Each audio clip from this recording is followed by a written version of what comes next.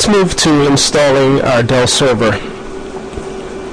And as you can see here, it's booting up. It's a PowerEdge 2600.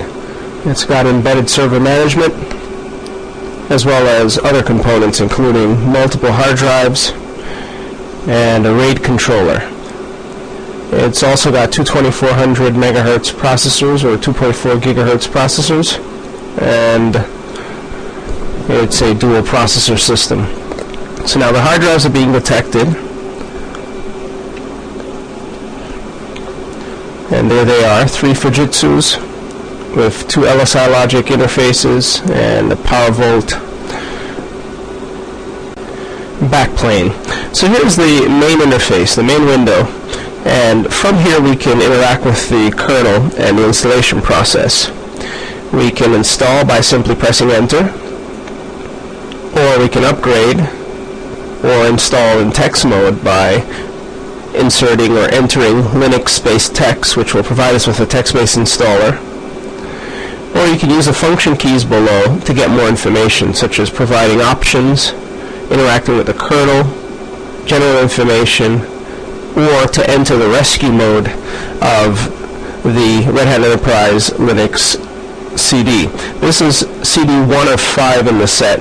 You may also download a DVD ISO image and install everything from a DVD drive if your server has one. Our server has only a CD drive, so we will install from the CDs. Again, if there's a problem booting your Linux system, then you can press F5 to enter rescue mode and attempt to mount the root file system and repair whatever boot problems you may encounter.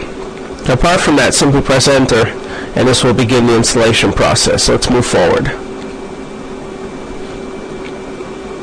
Again, this is a basic installation using CDs.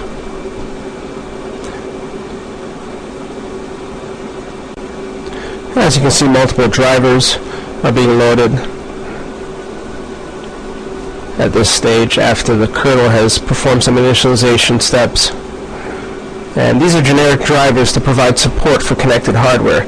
Doesn't mean that your system has those drivers per se, but these are the commonly found drivers on systems.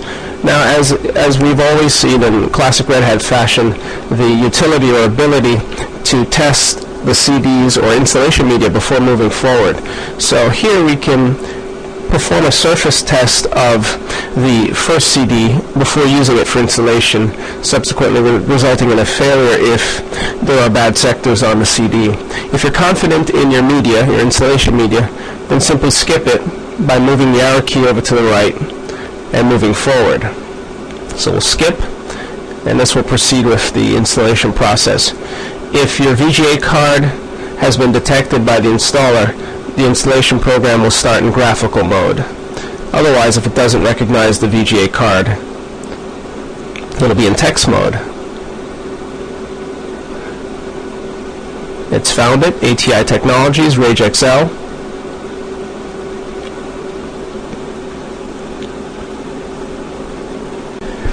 And now we've got the graphical installation screen. So again, just like with other versions of Red Hat Enterprise Linux, if the Anaconda installer software detects your graphics card, it will then provide graphical support, as we see here. So that means you'll have the ability to use the mouse and the keyboard to interact with the installation process.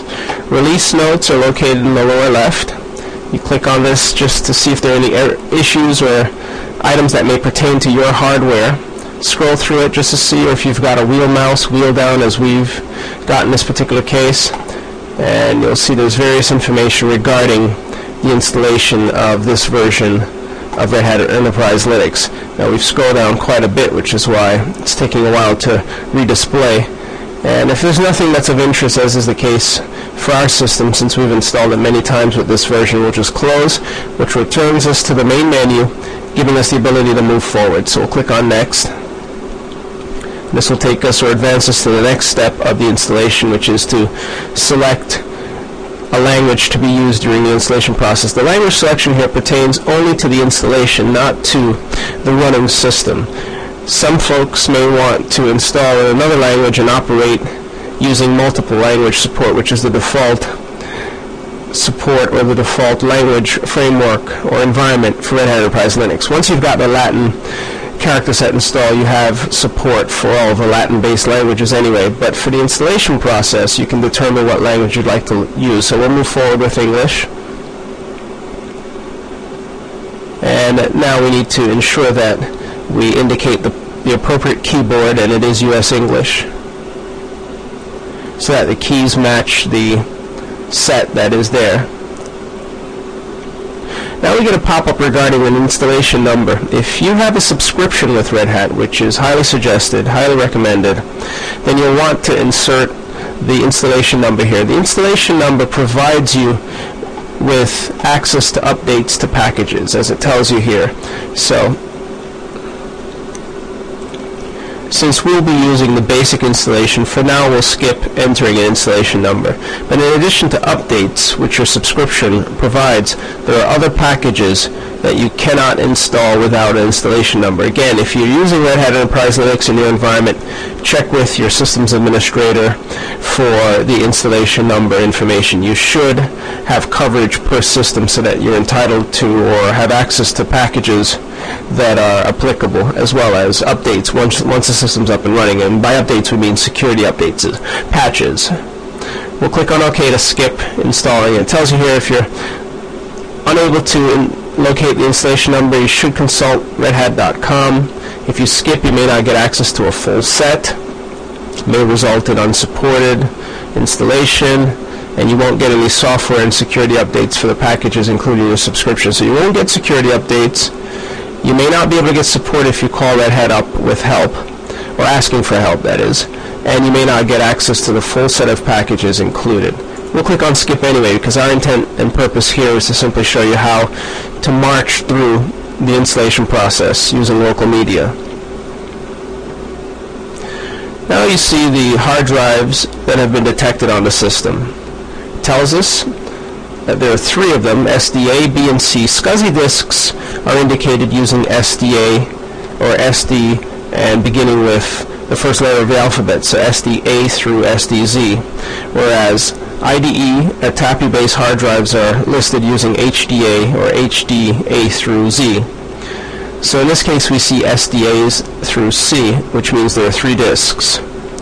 There's an option above to remove Linux partitions and only Linux partitions and create a default layout. But if you click on the drop box, you'll see that you can remove all partitions on the selected drives and create a default layout. The default layout is the suggested layout by the installer, which we'll see momentarily. We'll use it again as it works for our intensive purposes. You may also use free space on selected drives and create the default layout. So if you don't want to remove, or you want to avoid removing any of the partitions for fear of losing data, you may select this option, use free space on selected drives and create default layout. But this assumes, of course, that there is free space. If there is no free space, the installation program will complain. You may also create a custom layout, which we'll be doing later on as well. So for now, let's go ahead with removing all partitions on selected drives and create a default layout. Again, there's a link for advanced storage configuration. If you'd like to add, for example, an iSCSI target, which is a remotely accessible disk using the iSCSI protocol, you can do so at this stage. So iSCSI is built in, or iSCSI client support is built in. That is the ability to mount iSCSI targets across the wire. Ideally, you should ensure that you have at least gigabit connectivity to your iSCSI targets. And you can review and modify the partitioning layout after you've elected one of the options here. So the options in this drop box above are basically wizards, minus of course the custom or create custom partition layout. Let's click on next. We'll just work with the 3 drives, and it tells you you've chosen to remove all partitions, which means all data on the following drives. And we'll move forward and tell it that this is okay because there's no data that we'd like to preserve. So let's click on yes and move forward. Now we move on to network configuration. Here are the interfaces that have been detected. Now, this server has 3 network interfaces, 1 gigabit, 2 100 base T interfaces, or 2 fast Ethernet interfaces. ETH0 is the default interface. Unless you indicate a static IP address, one will be assigned using DHCP, provided, of course, there's a DHCP server on the network. If you do want to set a static address, then you can do so below by setting the host name as well as miscellaneous settings, as well as by editing the interface. Or you can have a partial dynamic and static configuration where some items such as the host name as well as gateway DNS systems are derived using DHCP, while other items such as the static IP address netmask are assigned manually. So you can mix and match, or you can blend, but usually for a server class system you'll want to go with a static base setting, which means you would have spent the time beforehand determining which IP scheme is to be assigned to the server, depending on its placement, of course, in your network environment. So let's go ahead and click on Edit. Again, when you click on Edit, you can enable IPv4 support using manual or DHCP static, so static manual or DHCP dynamic configuration. With manual configuration, you're forced to indicate an IPv4 address. So we need to indicate, we said we'd go with 195. Let's specify 192.168.75.195. And we should also be sure that this address doesn't exist on the network before using it, for obvious reasons. The netmask that is to be applied is to be done, or to be applied or indicated using CIDR notation. So specify the number of bits, the number of octal bits that are to be enabled. Since we have a standard Class C network, the number of octal bits translates to 24, so it's at /24. This may or may not match your environment. Get from your systems administrator, or if you're the systems administrator, apply the CIDR notation netmask accordingly. Whether or not you'd like to enable IPv6 support, the default is to have it enabled, which uses neighbor discovery, which means it'll find the Cisco 1811 router and self-configure with an IPv6 address. You may also use DHCP version 6 or manually configure a 128-bit IPv6 address in the event that you have a manual environment. It isn't suggested, however, since most environments provide access to a router, such as a Cisco router which supports IPv6, the suggested configuration methodology is to use the router to assign the prefixes and let the host determine its IPv6 64-bit part of the address using its MAC address, as well as whatever other bits, the other 16 bits, whether from 6 to 4 or from other methodologies. The idea, again, is that you want the operating system to automatically assign its unique IPv6 address, but in some environments, in some rare instances, you may want to control the IPv6 address manually. So with that said, we're going to apply 192.168.75.195 with a /24-bit prefix, meaning it will be a 255.255.255.0 subnet mask. So now we've got the address assigned. Now notice we're forced to select the manual option for assigning a host name as well as gateway, primary DNS, secondary DNS, but these settings can be overridden. The installer doesn't allow you to mix and match, but the operating system does. But to avoid confusion, the assumption is if you've assigned an address to an interface, one or more interfaces manually, you'll want to assign host name, gateway, and DNS information manually. So with that said, let's indicate the host's name. We said we would name this system Linux CBT serve 2.linuxcbt.internal. The installer will take care of placing this information into the appropriate files on the operating system. You'll see later on in etc hosts, for example, that the fully qualified as well as the short name will exist in the etc hosts file. So the installer populates the appropriate files, or the files accordingly. The gateway is your default gateway, the way out of your subnet or out of your VLAN, and that's 192.168.75.1. The primary DNS server, as we've mentioned, we've got an all-purpose network infrastructure system which runs DHCP and DNS. It is the SUSE Enterprise 10 box, and it has an IP address of .100. If you recall from our graphics, so it's 192.168.75.100. If there were other DNS servers in the environment, we'd specify it here for secondary DNS, or later on we'll show you how to configure DNS manually, the DNS client manually, using the DNS resolver, and ensuring that the DNS resolver uses those additional DNS servers later on we'll take a look at that. That's the etcresolve.conf file. So let's recap. We have a static association with our primary interface, ETH0. We have not configured ETH1 and 2. We've manually assigned a host name which applies to the system to all interfaces, so it's a global application. It is a global context. We've assigned a default gateway and at least one primary DNS server. Again, we've got 3 interfaces. The Linux kernel assigns the interfaces in the order in which they're detected on your PCI bus. So this ETH0 interface should be the first network interface on the PCI bus, which for this particular server is the embedded gigabit interface. Subsequent interfaces are assigned 1, 2, up to N. So ETH represents the fact that the interface is an Ethernet interface, whether fast or normal Ethernet, or gigabit Ethernet. ETH is the prefix used to cover Ethernet-related interfaces. And again, it applies to 10 megabits per second, 100 megabits per second, 1,000 megabits per second, and subsequent 10 gigabits and so on per second. ETH1 is the second interface, ETH2 is the third interface. But again, for now, we're concerned with ETH0. For other types of interfaces, such as tunneling interfaces, PPTP interfaces, and others, Linux uses the appropriate prefixes such as PPTP, ton for tunnel. They're logical. They make sense. So when you run ifconfig at a later point, you'll see those logical interfaces as they're represented, and when you see those prefixes, you'll know what their purposes are on your system. So with that said, let's move forward. We've spent enough time discussing how to configure a static IP version 4 assignment. We need to select the region of the country that we're in. It knows that we're in New York, but our mouse just happened to be located over Australia. However, the X marks the spot indicating the time zone that's applicable to this system.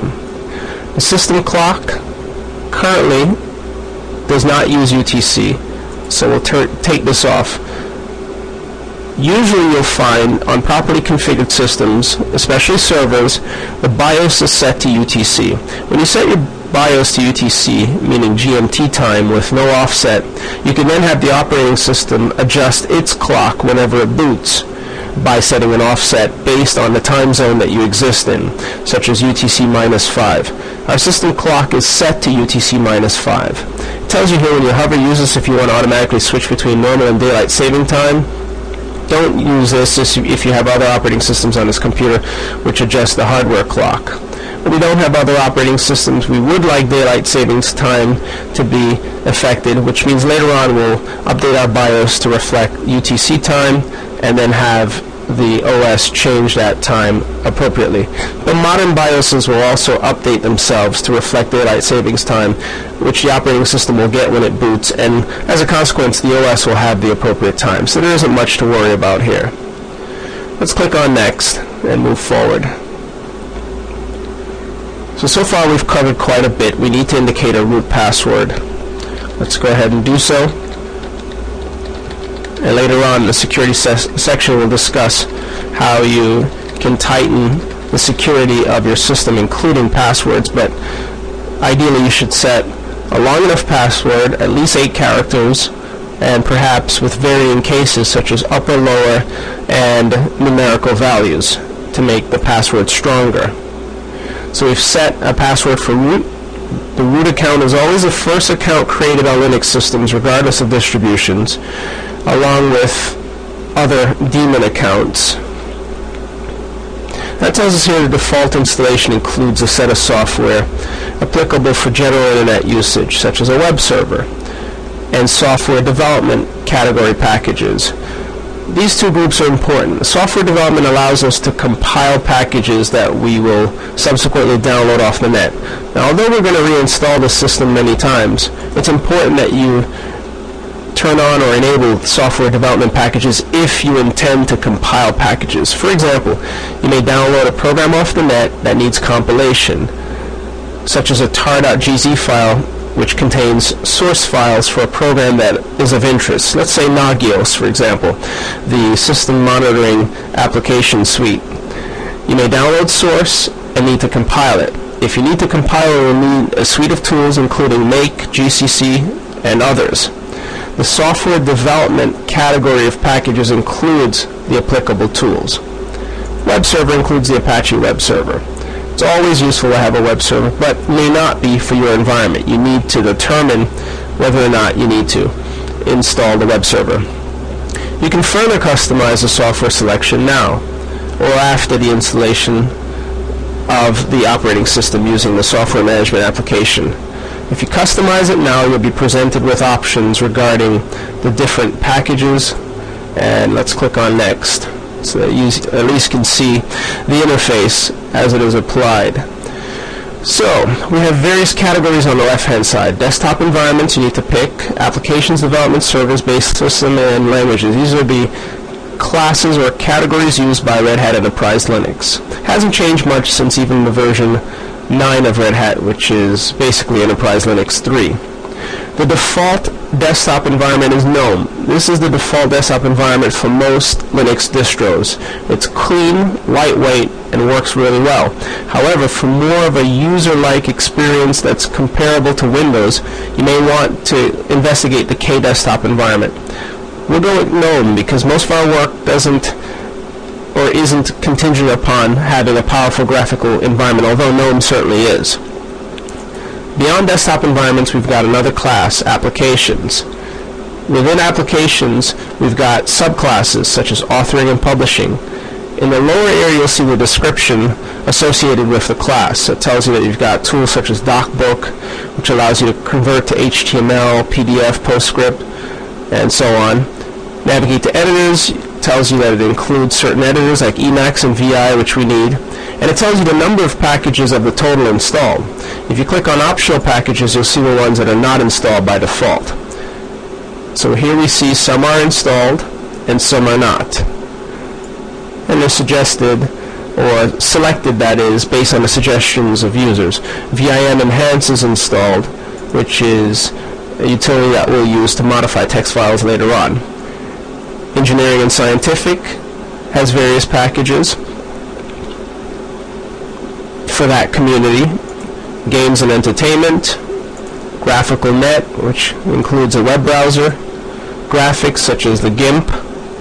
Click on optional packages, you'll see a list. ImageMagick, which allows you to manipulate images, GIMP, which is not installed, and others are made available. Sane, which is a scanner software which allows you to scan locally and remotely. Office Productivity. Click on optional packages, you'll see what's available. This is a document viewer. Sound and video. The system doesn't have a sound card, so most of these packages are useless, which we could just simply turn them off. Text-based net. And if you're interested in Red Hat certification, you should get familiar with the Lynx text-based internet web browser, Mutt for email, and other utilities like TFTP, LFTP, which we'll be looking at. Cadaver, which is a WebDAV client in the event that you want to interact with WebDAV-capable servers, and another Lynx-like text mode browser, eLynx. All are important tools to help you get through the exams, as well as to be able to connect to HTTP resources without a GUI environment. Let's move to development. You'll see, because we indicated that we want the software development packages installed, a great deal of them have already been checked, minus, of course, what you see, such as Java development, things related to KDesktop, and so on. But for X and for basic development tools, we've got them, which includes Make, GCC, so on and so forth. In the servers section, you'll find various classes of servers, such as infrastructure servers like DNS, FTP, legacy network server, which tells you it includes the older protocols like RSH, Telnet, which we try to avoid like the plague because they're clear text based, which means they transmit your credentials in the clear, and it means middlemen or sniffers or people in between can intercept your credentials, which you don't want. Mail server. These are packages which allow you to function like a mail server. Postfix, SendMail, IMAP, so on and so forth, which all of which we look at later. MySQL, we look at later on. Network servers. We've got more infrastructure components, DHCP, Kerberos, and NIS. These are commonly used network infrastructure services that are made available with this distro of Linux. Whether or not you'd like to run a news server, a PostgreSQL database server, printing support, which is provided by CUPS or Common Unix Printing System, server configuration tools, which are tools which allow you to configure, graphical tools that is, which allow you to configure your server in a graphical setting. The web server, which we selected earlier on, is now selected, which includes, of course, the Apache web server. There are many other modules which have not been installed, which we can install later on depending on whether or not we need support for them. But the common ones like ModPerl, ModPython, PHP are all installed. These are the common tools. Tomcat is not installed. Squid is installed. That's a proxy server. Webalizer, which allows you to parse your logs, is installed. So we have some things here that are of interest. And last but not least, beneath servers, we've got Windows File Server. This is the Samba server. If you click on this, your server will become a Samba server, which means it will appear to Windows clients and Samba clients to be a Windows server. There's a base system group, which includes some administration tools, most of which are installed, 13 or 14, and other tools. Languages. What support you'd like once the system's up and running. Scroll down, you'll see what's currently selected.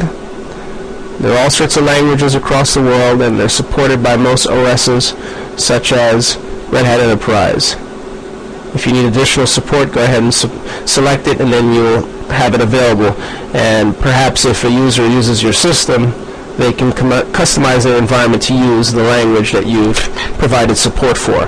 With that said, without spending too much more time, let's move forward in installation so we can get this basic installation over with. Again, all along we've been using CD number 1 of 5. We've burned all 5, but we haven't used all 5, and generally we don't use all 5.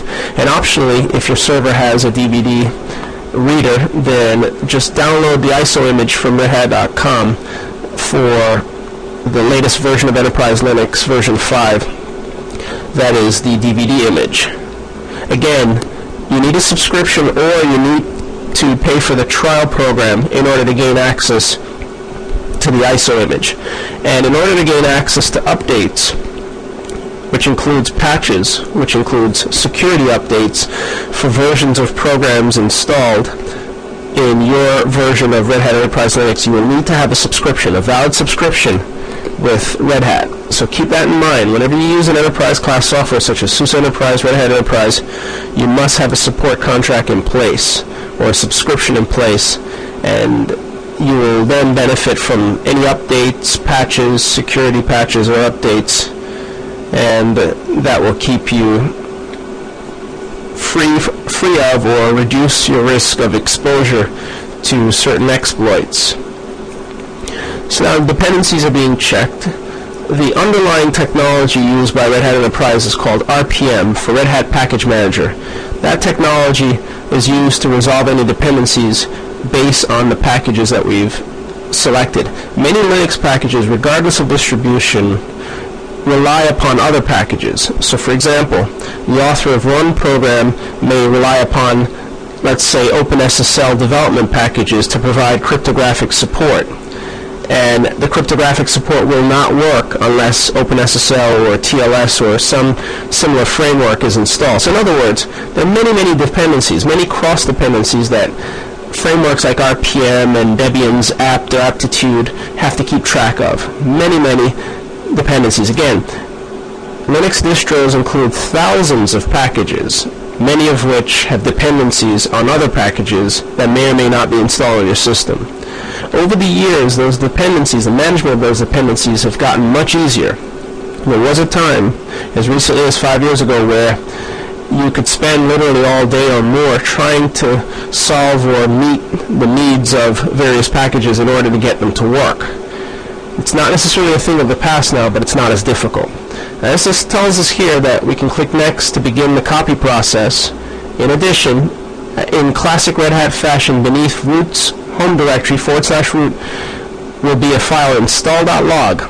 This file contains information regarding the installation process, errors, successes, so on and so forth. a kickstart file beneath root named Anaconda, and this is again classic Red Hat fashion.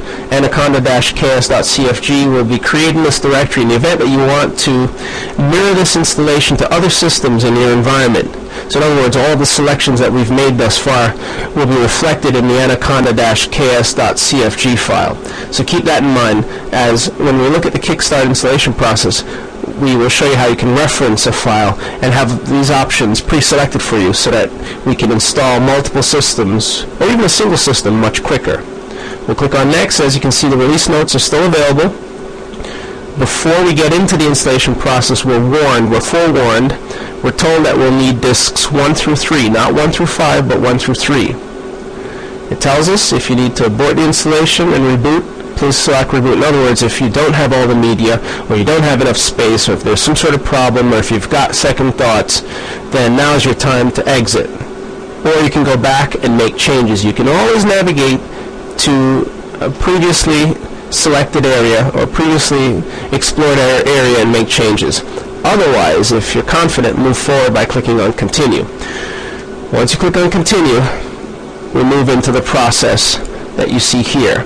The file systems will be formatted. They'll be defined and formatted. By defined, we mean using Parted, which is a dynamic partitioning utility. The file systems will be created, and then using utilities such as Make2FS, they'll be formatted using the ext3 file system or Riser or whatever file system you've indicated. We've gone ahead and used the default file system layout, so as a result, the Make2FS will be referenced. Now, in true Red Hat fashion, there are multiple screens maintained that you can access to see what else is going on with the configuration using the Control-Alt sequence, Control-Alt F1, so on and so forth. So again, our file system, this is the root file system in this case, is being formatted. The default layout creates a large root file system, and that's why it's taking so long to format the file system currently. So we'll just wait this out. And momentarily we can hear the disks spinning here very rapidly. They're SCSI, so it should move pretty quickly. There's the boot file system being formatted, and the install image is being transferred to the hard drive. And we should be moving forward into the copy process momentarily. So again, the installation process has not changed drastically since Red Hat version 9, or going back to about 2002, 2003. It's roughly the same, plus or minus slight differences. It's smoother. The detection of hardware is much smoother, especially your graphics card and USB mice. Like, for example, in this case, I'm using a USB mouse connected to the PowerEdge 2600 system, whereas years ago, I would have shied away from the USB mouse because of the lack of support in the installation process. But now USB mouse support works flawlessly. The image is still being transferred, so this will take a little while. And now it says it's starting the installation process, at which point we're going to see files being installed rather rapidly.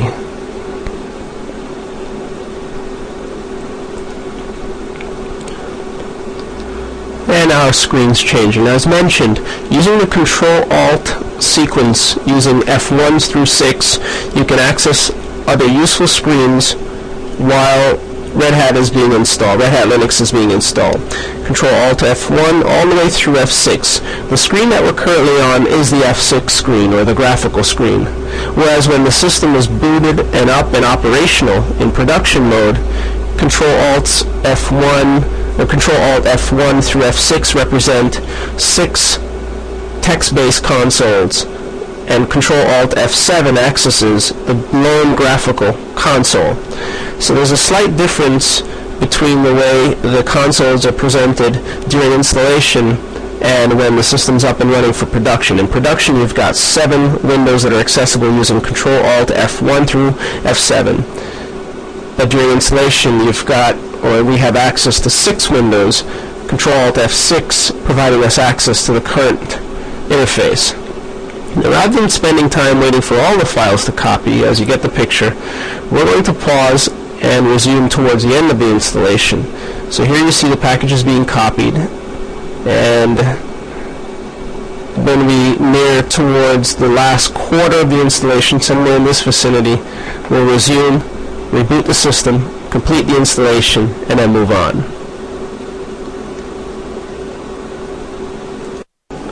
So at this stage we're in the last quarter of installation, roughly 2 minutes remaining, and the system will reboot after we instruct it to, and present us with a new Red Hat Enterprise installation, which will include, of course, the anaconda-ks.cfg file to facilitate subsequent Kickstart-based installations. And again, Kickstart is a method of installing the operating system without being prompted, so an automated promptless installation, unless of course you've missed some of the options. It's a way to reduce the number of prompts and help automate the installation.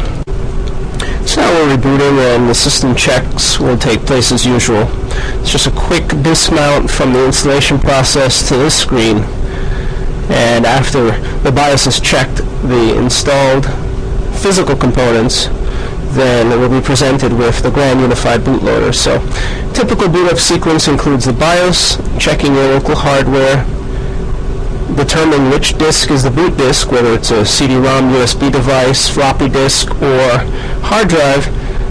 And in this case it'll be a hard drive, as we have ejected all of the CDs. Once it finds the bootloader, which it will momentarily, it presents the menu.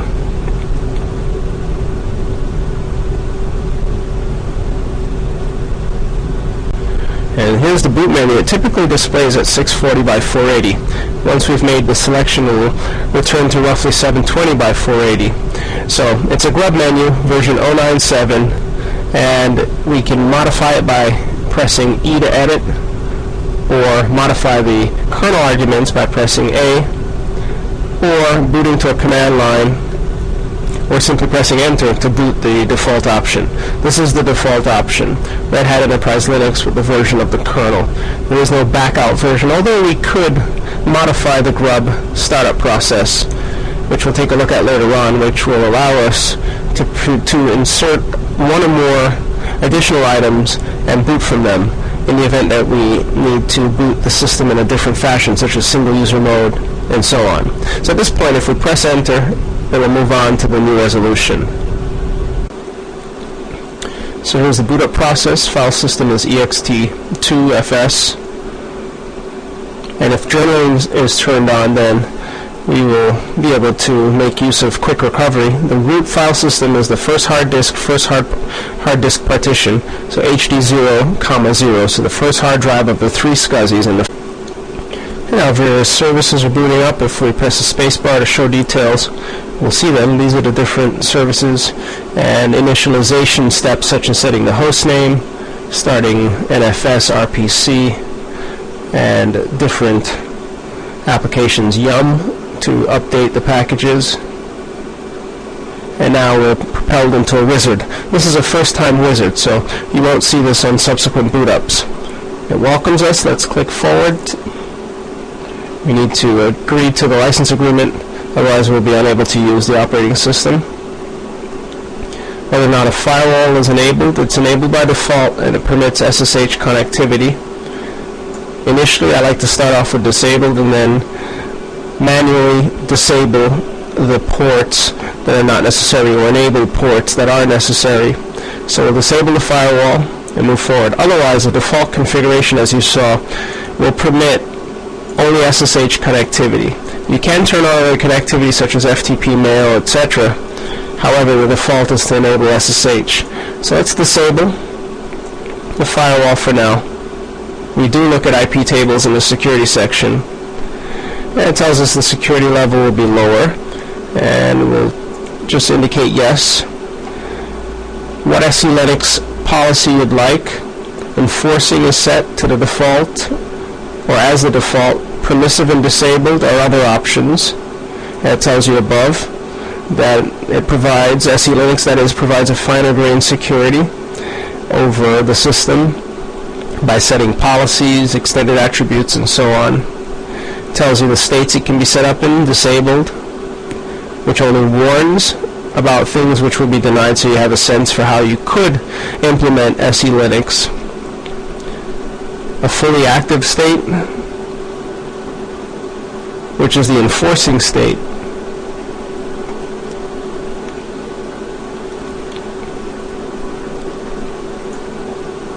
Let's go ahead and just leave it on disabled for now. We'll click on forward and tell it yes. It tells us that the system needs to be relabeled. And there's a crashing dump utility which allows us to capture items that have been dumped by the OS if the system crashes, in particular by the kernel. It tells us kdump will capture that information, and it can be used to determine why your system crashed. For mission critical applications that can afford little to no downtime, it's a good idea to enable the kdump facility. Just go ahead and turn it on, enable kdump. You need to indicate the kdump memory, so the amount of memory that kdump can use to capture this information, and the usable system memory. It is resource intensive, by the way, so the more memory you have, the better. Otherwise, disable kdump. And if the system's not a mission critical system, then disable it altogether. It tells you here that changing the settings requires rebooting the system so that the memory can be reallocated so that kdump can get a portion of that memory, and asks us would we like to continue and reboot the system after first boot is complete. We'll just say yes. Now we need to set the date and time, and that looks correct. Next window we have network time protocol. We can enable a network time protocol. Lookup list, we'll turn it on here, and it references pools of servers, Red Hat based servers, under pool.ntp.org. You can also add NTP servers in your environment by indicating, for example, we'll indicate the IP address of the all-purpose infrastructure server, which provides NTP services again as well, and that's a 192.168.75.100 system. So this is an internal system that can be added to the list of systems. When you press enter, it checks to see whether or not the system is reachable, whether or not NTP is running on the system. If it doesn't find it, it will come back momentarily and tell you that there has been a problem finding it. Now that can be for one or more reasons, including, but not limited to, an inability to connect to the network. So we'll just go ahead and tell it yes anyway to keep it there, because we know the server is an NTP server, and we'll resolve the network connectivity issues later. And here it's going to try to connect to the NTP servers, and NTP has built-in redundancy and facilities to handle the inability to connect to servers. So it'll connect to only those servers that it's able to connect to, all built into the protocol. Here we can register the system. We'll tell it no, not at this time. Again, doesn't suit our intents and purposes at this particular time. Tells us or prompts us with whether or not we're sure we don't want to connect to the Red Hat network because of the following: security and updates, downloads, support, compliance. We'll just say no thanks at this stage. But again, for your production systems, definitely register them with Red Hat and pay the subscription fee. It tells you won't be able to receive software updates. There are other updates online, Yum repositories that you can use to update your software, but you won't get updates from Red Hat directly unless you have an active subscription. Let's click on forward to move to the next step. Now we need to create at least one user can be used, just like with other Linux distros. So we'll create a username Linux CDT with a default password. And if you want to use network authentication such as Kerberos or NIS, then you click on the network login button and indicate the realm and applicable information. Now here it says it's detected an audio card, although it's a server that shouldn't have it, and I don't think it actually does, so it may be misdetecting the audio card. And now it tells us the system must be rebooted, and then we'll finally be in our new environment. So let's click on OK.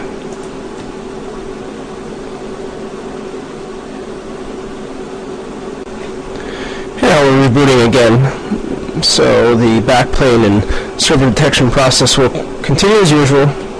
We'll be presented with the grub menu, the handoff from the BIOS to the grub bootloader, and then from grub, the setup of the initial RAM disk, then access to the base file system, then a subsequent load of drivers necessary to access the remainder of the file systems, and then a subsequent boot of the operating system, which includes setting up the host name, IP address, IPv6 information if applicable, amongst other things such as services. And Pixie boot.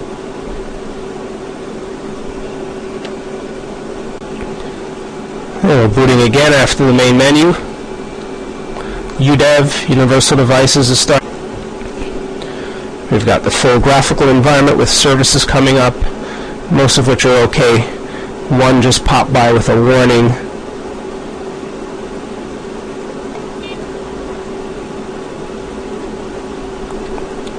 And now we're up in full graphical mode. This is the interface which allows us to log in and make use of the system.